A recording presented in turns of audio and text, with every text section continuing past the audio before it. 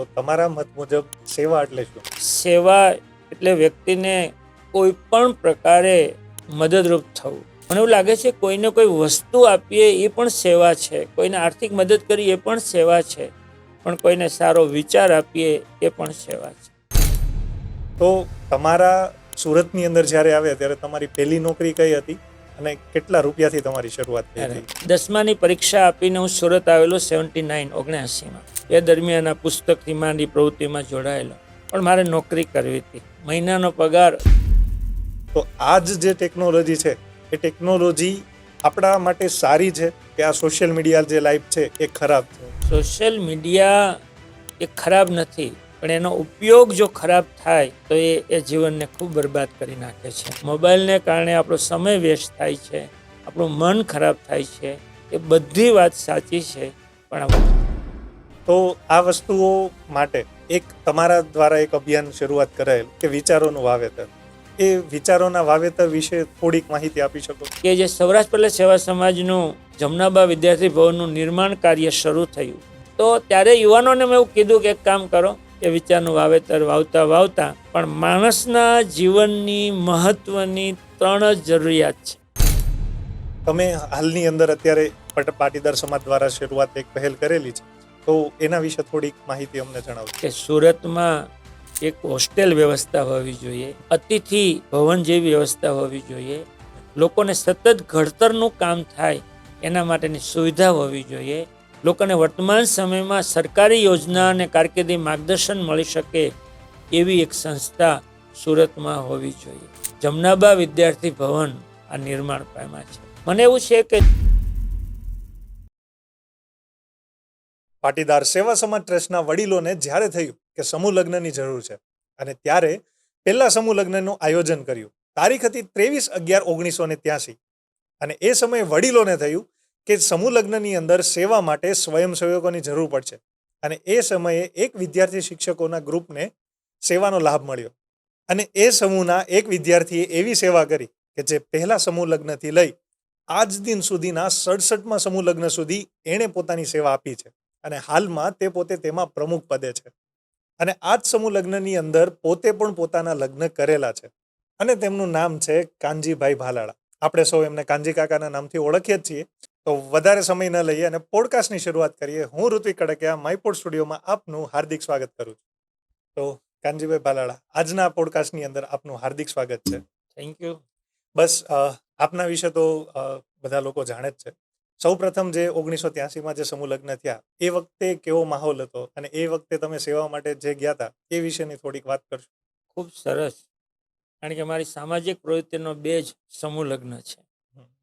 અમે ત્યારે સૌરાષ્ટ્ર પટેલ કેળવણી મંડળમાંથી પુસ્તકો લઈને અભ્યાસ કરતા હતા અને 1983માં સુરતમાં રહેતા આપણા સમાજના અગ્રણીઓએ લોકો ખોટો ખર્ચ ન કરે અને સમૂહ લગ્નમાં જોડાય એ કન્સેપ્ટથી પ્રથમ સમૂહ લગ્ન સમારોહનું આયોજન થયું. ત્યારે માત્ર 3 યુગલો થયા હતા. મોટી સંખ્યા નહોતી, કારણ કે લોકોને સમૂહ લગ્નમાં લગ્ન કરવા એ માનસિકતા જ નહોતી. પણ સામાજિક જાગૃતિના ભાગરૂપે વડીલોએ 23/11/1983 વડોદરા રોડ ઉપર આવેલી વકીલવાડીમાં એ 3 યુગલોથી પ્રથમ સમૂહ લગ્ન સમારોહ યોજાયો. બસ ત્યારે વિદ્યાર્થી તરીકે અમે પીરસવા ગયેલા, સ્વયંસેવક તરીકે કામ કરવા ગયેલા અને આ રીતે આ સમાજની આ સમાજ જાગૃતિની પ્રવૃત્તિમાં મારે શ્રી ગણેશ થયા. અને હાલમાં એ જ ટ્રસ્ટના બસ પ્રમુખ હું છો. વધુ પ્રાઉડ લઉં છું કે તે વખતના અમારા સ્થાપક પ્રમુખ જે.આર. સવાણી સાહેબ, સમૂહ લગ્ન પ્રવૃત્તિનું ખૂબ સારું નેતૃત્વ કર્યું એ અમારા પૂર્વ પ્રમુખ સુરેશભાઈજી પટેલ, અને ત્યાર પછી અત્યારે સ્વર્ગવાસ છે, પણ આ ભવન જે નિર્માણ સુરતમાં થયું છે એની જમીન જેમના હસ્તે ખરીદાણી હતી એવા સ્વર્ગીય કે.ડી. વાઘાણી.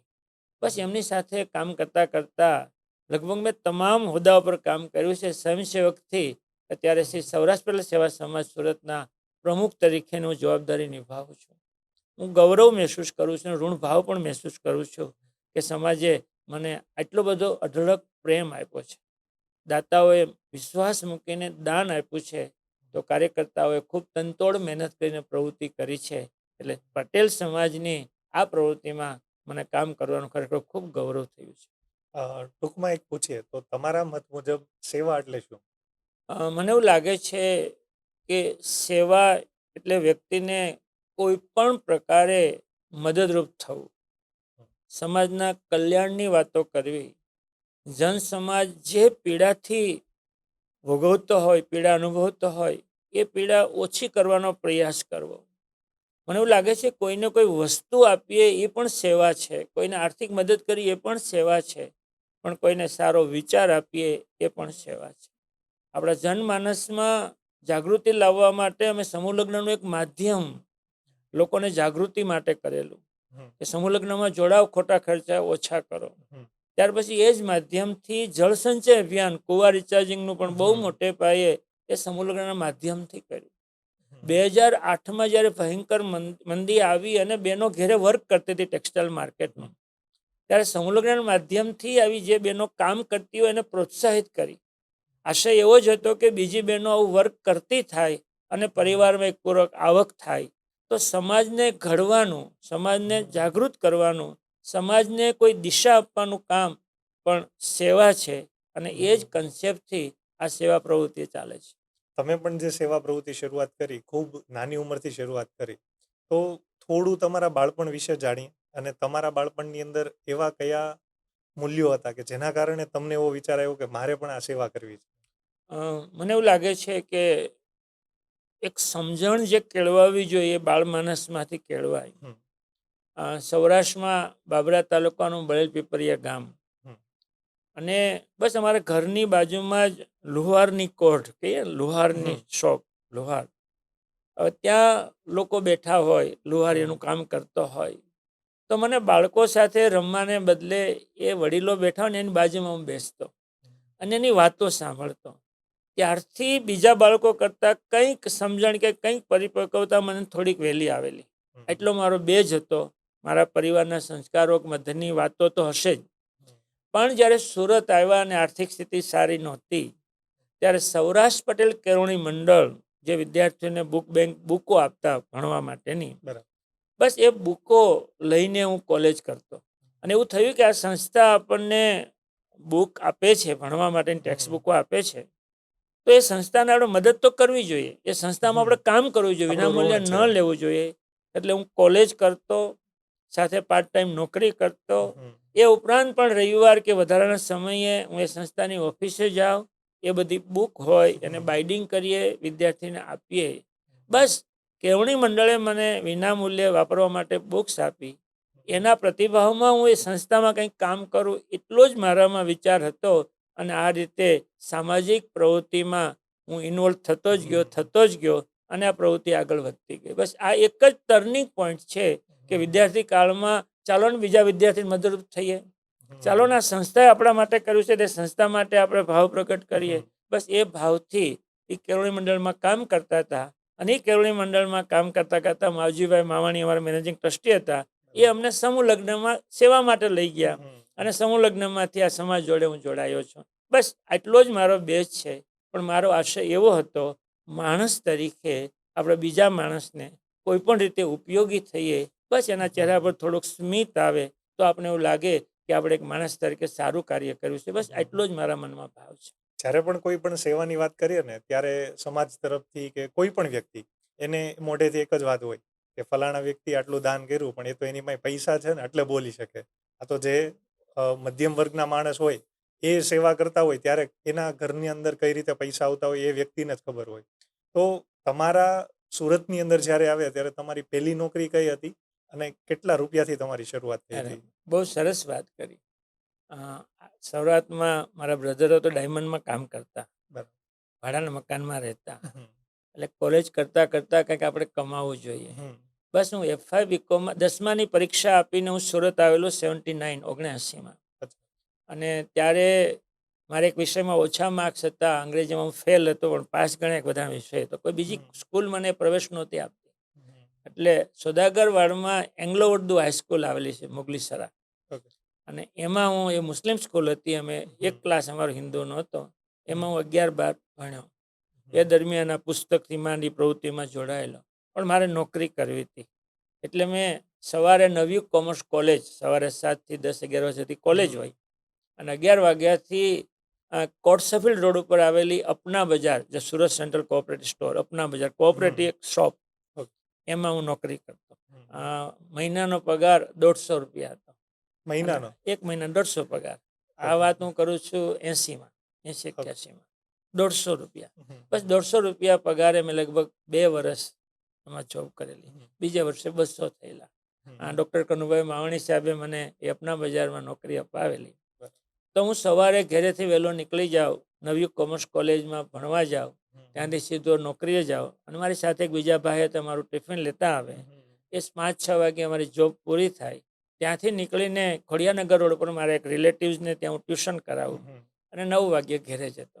તો કોલેજની લાઈફ મેં આ રીતે કામ પણ કર્યું છે, કમાવાની કોશિશ પણ કરી છે, અને એક હાર્ડવર્ક કરતાં કરતાં મેં કોલેજ પૂરી કરેલી. એવી કોઈ વસ્તુ નથી કે આપણે સેવા ના કરી શકીએ. એ સમયની અંદર કદાચ તમારી પાસે પૈસા ઓછા હતા, પણ તમે આર્થિક સેવા નહીં, પણ તમારી પાસે શારીરિક સેવા તમે કરી શકો, ફિઝિકલ સેવા કરી શકો. અને અત્યારે હાલના સમયની અંદર તમે ઘણી બધી સેવાઓ કરો જ છો, એ જગજાહેર છે જ. ખાસ તમારા અભ્યાસની વિશે જાણીએ કે ઘણી વખત અત્યારના છોકરાઓમાં હવે અત્યારનો જે કાળ ચાલે એ પ્રમાણે ઝેનઝી અને ફાસ્ટ ફોરવર્ડ સૌથી વધારે જનરેશન આખી કહી શકાય. એ લોકોના મનની અંદર એક એવો વિચાર નાખી દીધો છે કે ભણેલા હોય એ લોકો શું કરે છે. એટલે મોસ્ટ ઓફલી જેટલા પણ લોકોના ઉદાહરણ આપે એ લોકો ભણેલા નથી. એ ઉદાહરણ આપી અને પોતે ભણવાનું મૂકી અને બીજી લાઈન ઉપર જાય છે. એ વિશે તમારું શું મંતવ્ય છે? બહુ બહુ મહત્વની વાત કરી, કારણ કે 2 દિશાની વાત છે. ઘણી વખત ભણેલા જે નથી કરી શકતા એ ઓછું ભણેલા ઘણા સક્સેસ ગયા હોય, અને એનો દાખલો આપીને લોકો નથી ભણતા. પણ વાસ્તવમાં વ્યક્તિએ શિક્ષણ લેવું જ જોઈએ. ખરેખર સફળતા એટલે આપણે પૈસા ગણીએ છીએ, સફળતા એટલે પદ ગણીએ છીએ, પણ એ પૂરતું નથી. ઘણી વખત પૈસા કમાવા માટે ડિગ્રી ન હોય, પણ વ્યવહાર કુશળતા હોય, કોઠાસૂઝ હોય, કોઈ સ્કિલ હોય, તો એ વ્યક્તિ સફળ થઈ શકે. પણ જ્ઞાન તો જીવન માટે ખૂબ જરૂરી છે. દાખલા તરીકે આપણા ધોની છે, ક્રિકેટરનું બહુ મોટું નામ, એ વધુ ભણેલા નહીં. એ ભણવામાં 8-10 વર્ષે તો કંઈક 12મું પાસ થયેલા એવી સ્થિતિ હતી, પણ ક્રિકેટમાં એની પાસે સ્કિલ હતી, તો ઘણું બધું કમાણા. હું ઘણી વખત કહું કે કમાવા માટે હાર્ડવર્ક કરીએ, અને એના કરતાં જ્ઞાન હોય તો વધુ કમાઈ શકીએ, અને જ્ઞાનની સાથે જો સ્કિલ હોય તો વધુ કમાઈ શકીએ. એટલે આપણે જેને કમાણી સફળતા કહીએ છીએ એ કોઠાસૂઝ અને સ્કિલથી આવે છે. એટલે એ સફળતા ઓકે, તમે ત્યાં જઈ શકવાના હો તો કદાચ ન ભણો અને એ સ્કિલ હોય તો ચાલે. પણ મને એવું લાગે છે કે વર્તમાન સમયમાં સારું જીવવું હશે, સારી આવક મેળવવી હશે, અને એક ગૌરવપૂર્ણ લાઈફ જીવવી હશે, તો શિક્ષણ મેળવ્યા વગર છૂટકો નથી. તો જ આપણને દિશા મળે. એટલે ન ભણવું હોય ને બાનું કાઢીએ એ વાત અલગ છે, પણ માણસે મિનિમમ જેટલું ભણી શકાય એટલું ભણવું જોઈએ. તમારું જ એક ઘણા સમય પહેલાનું એક ઇન્ટરવ્યૂ છે, મોટિવેશનલ સ્પીચ પણ કહી શકાય. એની અંદર એક તમે નાની એવી વાત કરેલી હતી કે ભણતર એટલે એવું જ નથી કે તમે જે ચોપડાઓ ભણો છો એ જ, પણ તમને જેની અંદર રસ છે એ વિશે તમને 100% માહિતી હોવી જોઈએ. તમને જેની અંદર આવડત છે તો એ આવડત વિશે તમે અભ્યાસ કરો છો. માનો કે તમને કોઈ ખેલ કોઈ પણ રમત છે એની અંદર તમને અભ્યાસ કરો છો, જેટલો વધારે અભ્યાસ કરો છો એટલી તમને એની અંદર વધારે સફળતા મળે. તો ખાસ એ અભ્યાસ છે. પણ માનસિકતા અત્યારે કંઈક અલગ છે. બધા લોકોને બસ જે અત્યારે 10 થી 12 ભણે છે, અધરવાઇઝ કોલેજ કરે છે, તો એની અંદર જે ચોપડામાં આવે છે એ જ વસ્તુ સમજવી એને શિક્ષણ ગણે છે. બાકી આગળ એક મુદ્દા ઉપર બીજી વાત કરીએ કે અત્યારના જે કંઈ પણ જનરેશન છે એમની માટે કોઈ પણ જોબ ઓપોર્ચ્યુનિટી હોય તો પહેલાંના એક સમય એવો હતો, તમારે બેંકની અંદર પણ સેમ એ જ હશે કે કોઈ એક વ્યક્તિએ તમારી કંપનીની અંદર 10 વર્ષ, 15 વર્ષ, 25, 30 વર્ષ સુધી પણ કામ કરેલા હોય. ઘણી બધી કંપનીઓમાં એ એક્ઝામ્પલ આપણને જોવા મળે છે. પણ હાલની જનરેશનની અંદર એ અભાવ તમને દેખાય. તો એ બંને જનરેશન વચ્ચેનો ગેપ છે, એની અંદર શું વસ્તુ એવી ખૂટે છે કે પહેલા આ ફરક હતો ને અત્યારે આ ફરક છે? બહુ બહુ મહત્વની વાત કરી, જોબ સેટિસ્ફેક્શન વાળી. દાખલા કે વરાછા બેંક સાથે તો હું છેલ્લે 30-35 વર્ષથી સંકળાયેલો છું. શરૂઆતના અમારા જે સ્ટાફ હતા એ તે જનરલ મેનેજર છે. એટલે એ સમય ગયો 10-15 વર્ષ પહેલાનો કે ટકતા હતા. પણ છેલ્લા અમે 10 વર્ષથી અનુભવ કરીએ છીએ કે સ્ટાફ લાંબો સમય ટકતો નથી, જમ કરે છે. આ નવા જનરેશનની એક માનસિકતા છે. એને ઝડપથી પગાર વધારી દેવો છે, અથવા ઝડપથી આ નથી ગમતું, ઓલું મારા માટે સારું છે, એમ જમ્પ કરે છે. આ માનસિકતાને કારણે એ ખરેખર આજના યુવાનો આ બાબતમાં કન્ફ્યુઝ છે. તમારા જીવનમાં સફળ થવું હોય તો કોઈ જગ્યાએ ટકવું જોઈએ, અને એના કરતાં બેટર તમને કંઈ ચાન્સ મળતો હોય તો તમે ચોક્કસ જઈ શકો.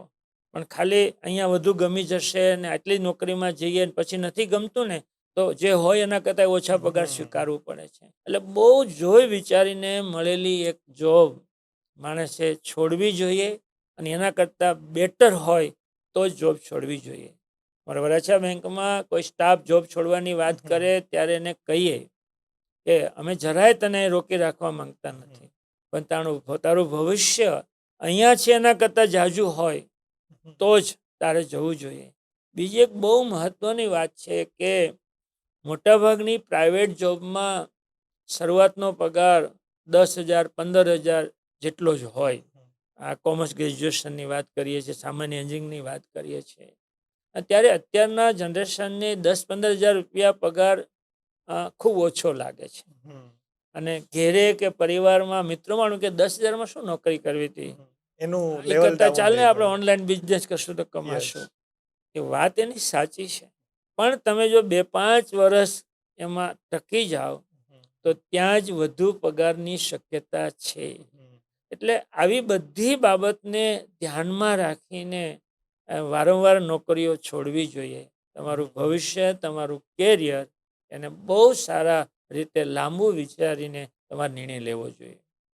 આમ જોઈએ તો ઘણી વખત જે મોટા વ્યક્તિઓને જોતા હોય ત્યારે એમનો પહેરવેશ કપડાનો હોય, એમના બોલવાની વસ્તુઓ, એ વસ્તુઓ જોઈને અલગ દેખાય. જ્યારે તમને જોઈએ છે ત્યારે અમને અમારી જનરેશન જ સામે બેઠી હોય એવું દેખાય, કારણ કે સોશિયલ મીડિયાની શરૂઆત અમે આજકાલથી કરી.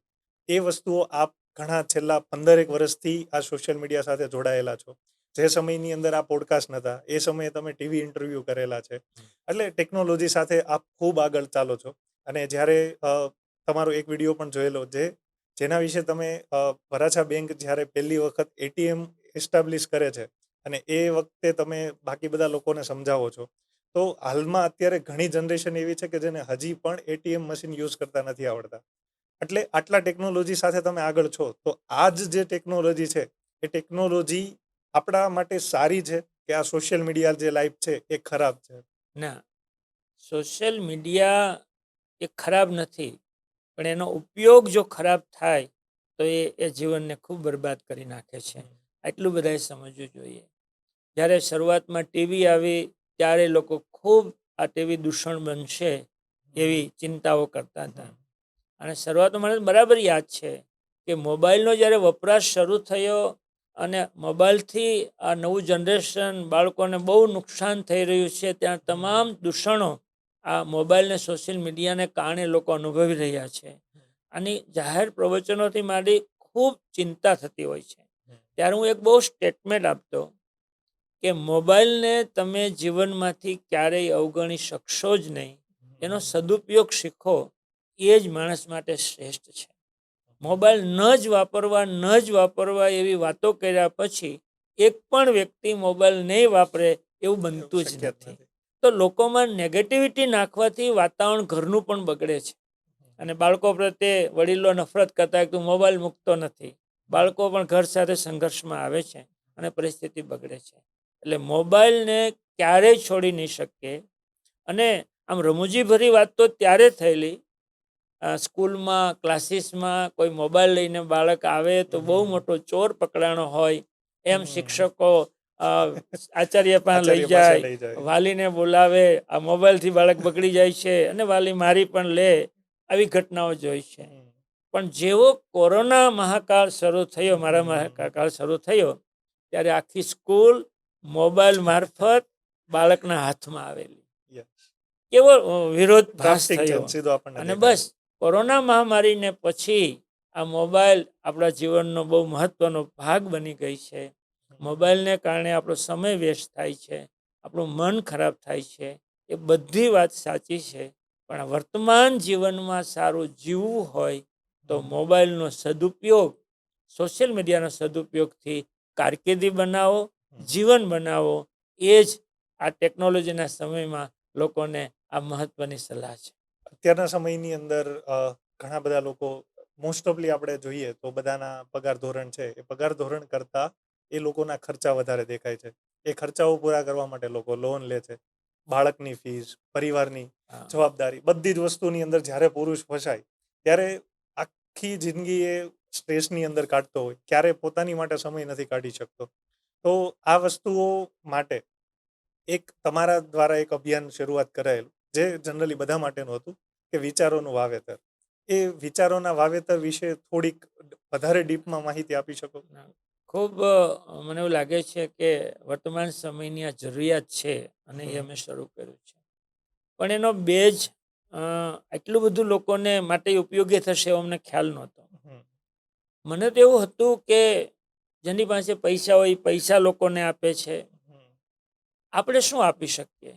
કારણ કે માણસ અત્યારે તમામ પડકારોથી ઘેરાયેલો છે ને કહીએ કે ખુદ કન્ફ્યુઝ છે, દેવામાં ડૂબેલો છે, પારિવારિક પ્રશ્નો છે, ખુદના આરોગ્યના પ્રશ્નો છે.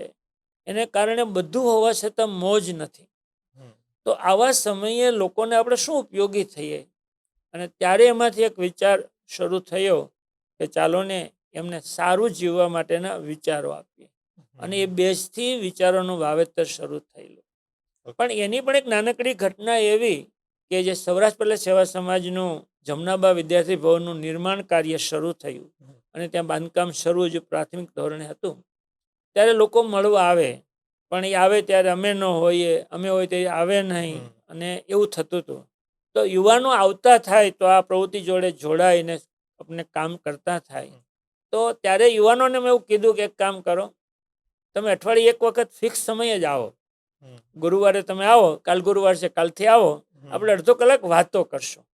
બસ યુવાનોને લાવવાનો આશય હતો અને યુવાનોને જીવન ઘડતર થોડીક વાતો કરીએ જેથી કરીને આવવાનું મન થાય.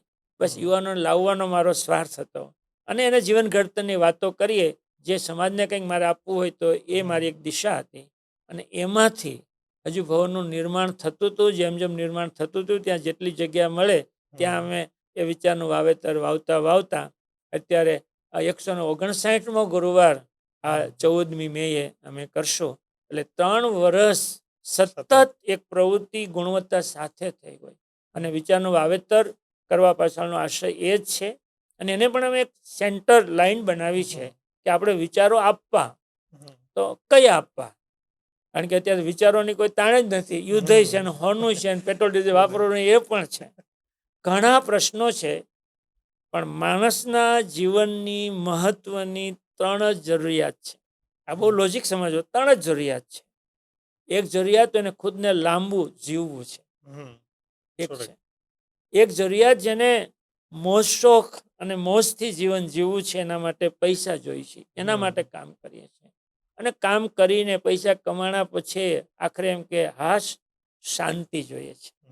તો જીવનના 3 જ હેતુ છે. લાંબુ જીવવું છે તો એના માટે હેલ્થ જોઈએ. આપણે મોજથી જીવવું છે, સુવિધા જોઈએ છે તો વેલ્થ જોઈએ. અને જીવનમાં શાંતિ જોઈએ છે તો હેપીનેસ જોઈએ. એટલે આખા વિચારના વાવેતરને સેન્ટર પોઈન્ટ હેલ્થ, વેલ્થ ને હેપીનેસ ને કેન્દ્રમાં રાખી વિચાર આપવા. અને અમારો એકદમ પ્યોર હેતુ એટલું જ છે કે લોકો સારું ગુણવત્તાવાળું પ્રગતિશીલ જીવન જીવે. એના માટે જે વિચાર આપી શકાય એ આપવાનો નમ્ર પ્રયાસ છે. આનાથી શું કરશું નથી. આ વિચારોના વાવેતરની આપણે વાત તો કરી, પણ એના વિશે વર્લ્ડ બુક ઓફ રેકોર્ડમાં આપનું નામ કંઈ સિલેક્ટ થયેલું છે, તો એ એક્ઝેક્ટલી શું છે? એ ખરેખર અમારા માટે બહુ ગૌરવની વાત છે કે 2023માં વિચારોનો વાવેતર અમે દર ગુરુવારે આ કાર્યક્રમ યોજીએ છીએ. તો છેલ્લા 3 વર્ષથી 159મો ગુરુવાર આવશે. છેલ્લા 3 વર્ષથી સતત આ એક ઘડતર માટેની વિચારોના વાવેતરની પ્રવૃત્તિ ચાલે છે. તો world book of record London ખાતે એની નોમિનેશન કરાયું.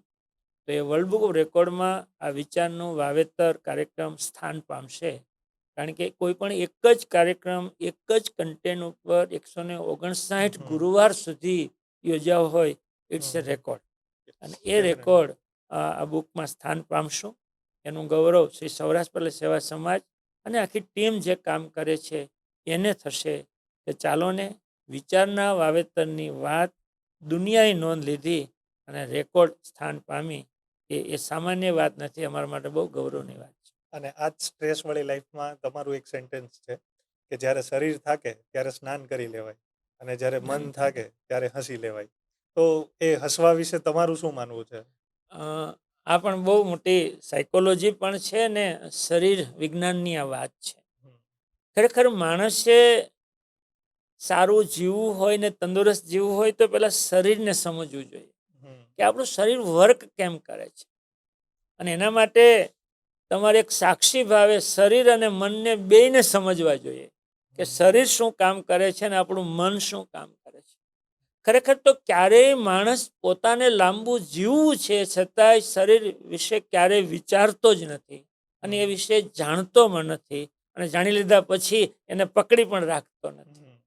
ખરેખર મન છે ને, આપણે શરીરમાં બે મુદ્દા આપણે જોઈએ છે. બ્રેઇન એટલે મગજ જે આપણા માથામાં છે એ બ્રેઇન કામ કરે છે, અને બીજું છે માઇન્ડ એટલે મન, અને મન જ આપણને દોડાવે છે. તો મન ક્યાં છે? શરીરમાં ક્યાંય મન છે જ નહીં. વિચારોનો જે પ્રવાહ ચાલે છે ને એ માઇન્ડ છે, અને માણસ વિચારોથી જીવે છે અને વિચારોથી જ ધબકે છે. શરીરની અસર મનને થાય છે, પણ મનના વિચારોની અસર શરીરને ખૂબ થાય છે. માણસ શરીરથી ક્યારે થાકતો જ નથી, મનથી થાકે છે, એટલે કામનો થાક લાગે છે. આ આખી બહુ મોટી વાત છે, વધારે નહીં કહીએ. પણ જે હવે વાત કરી એમ શરીર થાકે ને સ્નાન કરી લઈએ ને ત્યારે શરીર હળવું થઈ જાય અને આપણે ફ્રેશ થઈએ છીએ. એ શરીરને શાંત કરવા માટેની વાત છે. પણ જ્યારે મનથી થાકો ને તમે ખડખડાટ હસો. જ્યારે સ્મિત વસ્તુ એવી છે કે શરીરમાં પોઝિટિવ એનર્જી ઊભી થાય છે. ડોપામાઇન કેમિકલ ઝરે છે. આ શરીર એ કેમિકલ ફેક્ટરી છે. તમે લીંબુ કે કાતરો ખાલી આમ દેખાડો ને શરીરને તોય મોઢામાં પાણી આવે છે. આ કેમિકલ છે. તમારો એક એક વિચાર શરીરમાં આવા કેમિકલ ઊભા કરે છે. અને એટલે ત્યારે પોઝિટિવ તમે ચિંતામાં હોવ અને ત્યારે હસો તો થોડી વાર એ ચિંતા ભૂલાશે. અને હસવું અને વિચાર એક સાથે નથી રહેતા. તમે હસો તમારા શરીરમાં પોઝિટિવિટી આવશે. એટલે મન થાકી ગયું હોય ને ત્યારે ખડખડાટ હસો. ચિંતા કરવાથી સોલ્યુશન આવતું જ નથી. અને એના માટે વિદ્યાર્થીને બહુ કહેતો કે તમારા ઓછા માર્ક્સ આવ્યા કે નપાસ થયા, જો રડવાથી વધુ માર્ક્સ આવી જતા હોય તો સગાવાલાને ઘેરે બોલાવો અને બધા રડો, તમને A1 આવી જાય. સમૂહમાં રડો. હા, આવી ગયું, વાત છોડો. હવે વધુ કેમ આવે એ જ વિચાર કરો, ચિંતાને દૂર કરો. અને ખરેખર વર્તમાન સમયમાં આ સ્ટ્રેસની જે લાઈફ થઈ ગઈ છે એને કારણે જ મોટાભાગના રોગો ઊભા થયા છે. બસ એને ખાળવાનો એક જ ઉપાય છે, પોઝિટિવ થિંકિંગ, સારા વિચારો, અને સારી રીતે જીવીએ તો જ આપણે લાંબુ ને સારું જીવી શકશું. એટલે સાઈરામભાઈ કહે છે કે મન મૂકીને હસો. મન મૂકીને અને ખાસ આ વસ્તુની અંદર પણ બે રસ્તાઓ દેખાય છે કે જ્યારે હસવાની વાત આવે, ખુલીને જીવવાની વાત આવે, ત્યારે યુવાનો પાસે બે રસ્તા હોય. ઘણી વખત મિત્ર પાસે જાય છે, ફેમિલી પાસે બેઠા હોય. ખાસ તો મિત્ર પાસેથી જ એને વધારે હાસ્ય ઊભું થતું, એટલે સાંજ પડે ફ્રી થાય ત્યારે ત્યાં જાય.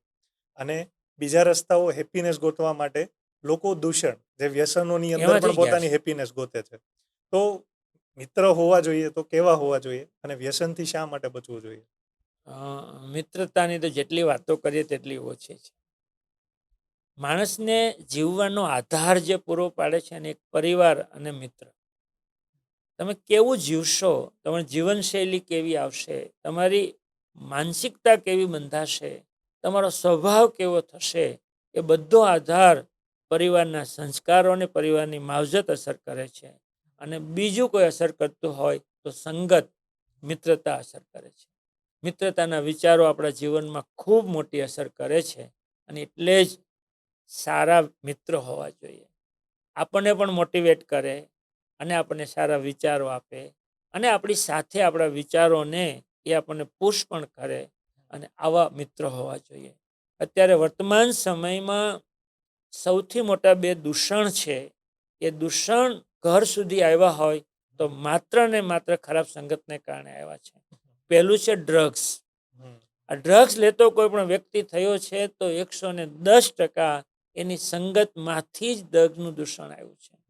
અને બીજું જે દૂષણ આવ્યું છે, બેંકોના ખાતા ભાડે આપીને કમાણી કરવી, અને અસંખ્ય યુવાનો અત્યારે જેલમાં છે અને એક બહુ મોટા ગુના સાથે સંડોવાઈ જાય છે. એ પણ કોઈ મિત્ર કે કમાણીની લાલચમાં આપણે આ બે દૂષણો અત્યારે દરવાજે ઊભા છે. આપણો પરિવાર સારી રીતે જીવે, આપણું સર્કલ સારું પોઝિટિવ વિચારવાળું હોય તો જ આ બેમાંથી આપણે બચી શકશું. ફાસ્ટ લાઈફ છે, મોબાઈલની જિંદગી ફાસ્ટ છે, ઝડપી કમાઈ લેવું છે, ઝડપી એચીવ કરી લેવું છે, એટલે ખોટું કરવામાં ક્યારેય શોભ નથી રહેતો. એવી આખી સંસ્કારો આવ્યા છે, એ ભયંકર વિટમણાઓ ઊભી કરી છે. પરિવારોને આમ ખુશીથી જીવી નથી શકતા, કારણ કે ઘરમાં જ કોઈ યુવાન કે યુવતી કોઈ સંગત ખરાબ હોય, વિચાર ખરાબ હોય, સારું વર્તન ન કરતી હોય, એ આખો પરિવાર ટેન્શનમાં જીવે છે. એ તો ટેન્શનમાં યુવાનો તો છે જ, પણ આ પણ છે.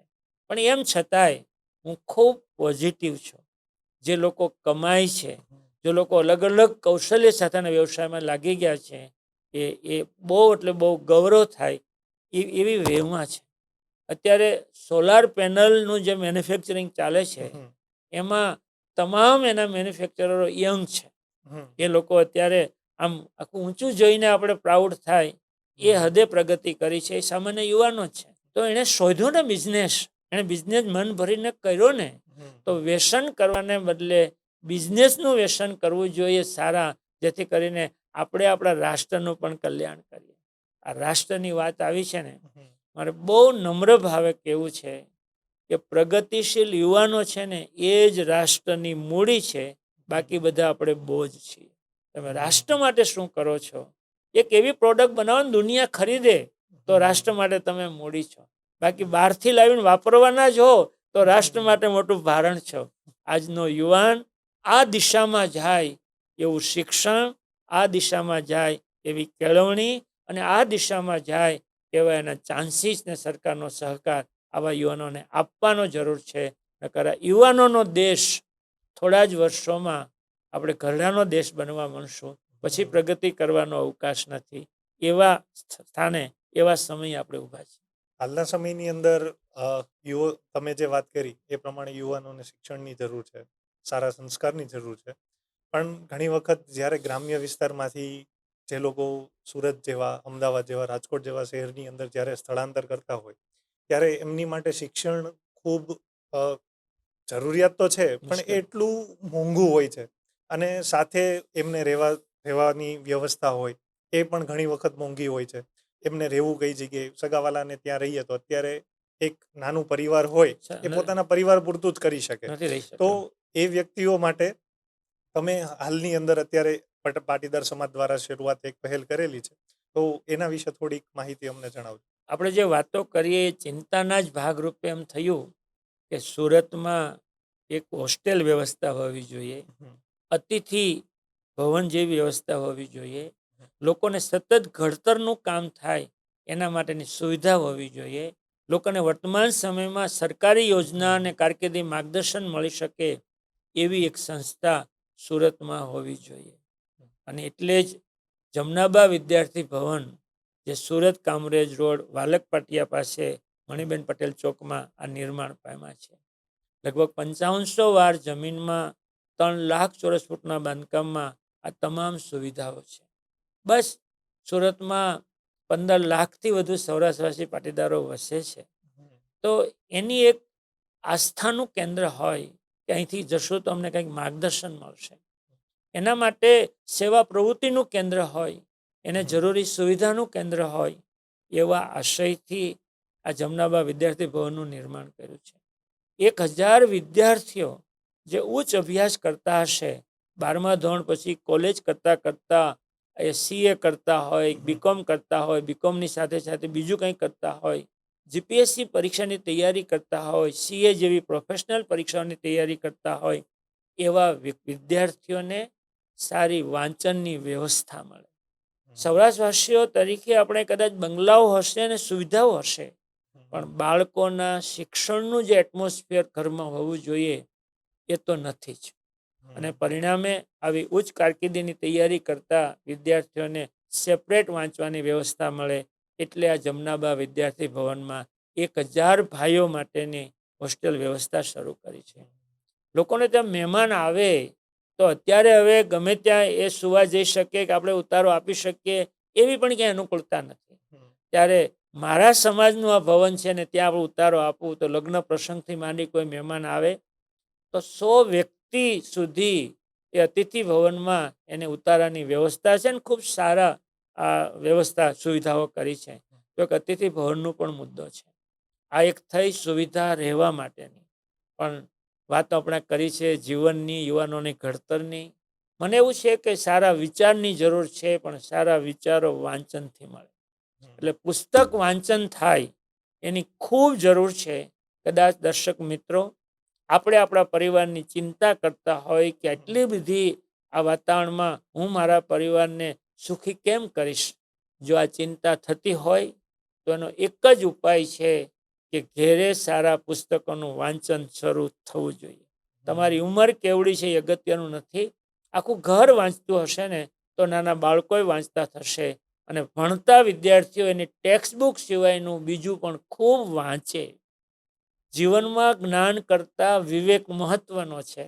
એટલે શિક્ષણ કાર્યની સાથે વિવેક આવે, અને વિવેક સારા વિચારથી આવે, સારા વિચારો વાંચનથી આવે.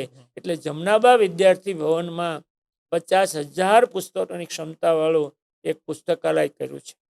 એટલું જ નહીં, ત્યાં એક ખુલ્લું પુસ્તકાલય પણ છે કે જૂના પુસ્તકો લોકો વાંચવા વગર નોંધે, કોઈ જાતની ફી વગર વિનામૂલ્યે વાંચવા લઈ જાઓ. તમારે ત્યાં જૂના કોઈ પુસ્તક પડ્યા હોય એ તમે ત્યાં મૂકી જાઓ. તો આવું વિનામૂલ્યે એક ખુલ્લું પુસ્તકાલય પણ ત્યાં શરૂ કર્યું છે. અને એનાથી વિશેષ હજુ ખૂબ સારી રીતે આ લોકો ઘેરે રહેતા હોય પણ વાંચવાનું વાતાવરણ ન હોય એના માટે એક વાંચનાલય પણ શરૂ કર્યું છે. આ બધા વિદ્યાર્થીઓ ત્યાં હોય ત્યારે એક બીજી વાત બહુ મહત્વની છે. આપણે હેલ્થની વાત કરીએ પણ હેલ્થના 3 સ્તર છે. આપણે અત્યાર સુધી હેલ્થ એટલે માત્ર શરીરની વાત કરીએ છીએ. આ પૂરતું હવે નથી. હવે હેલ્થ એટલે શરીર અને બીજું મન વિશે પણ બહુ કામ કરવું પડે એમ છે. એટલે ત્યાં જીમ અને યોગા સેન્ટર પણ જમનાબા વિદ્યાર્થી ભવનમાં રાખ્યા છે. અને ત્રીજું સેન્ટર છે, તમે તન હાચવો, મન હાચવો. નિરોગી મન અને તન બે હોય ને તો એની સાથે ખુશીની જરૂર છે, અને એ તંદુરસ્તી છે. આ 3 મુદ્દા બધા સમજવા જોઈએ. એટલે 3 વસ્તુ ત્યાં મળે વિદ્યાર્થીઓને, લોકોને. એટલા માટે પુસ્તકાલય, વાંચનાલય, જીમ, યોગા અને વધુ સારું ઘડતર માટે વિચારોનું વાવેતર. આના કરતાં એક રાષ્ટ્ર ચેતના જાગે એટલા માટે જમનાબા વિદ્યાર્થી ભવનના પટાંગણમાં કોર્નર ઉપર 31 ફૂટ ઊંચી પંચધાતુની આપણા ભારત રત્ન સરદાર વલ્લભભાઈ પટેલની પ્રતિમા મુકાશે. અને એ આવતા જતા દરેકને એક રાષ્ટ્રીય ચેતના આપશે.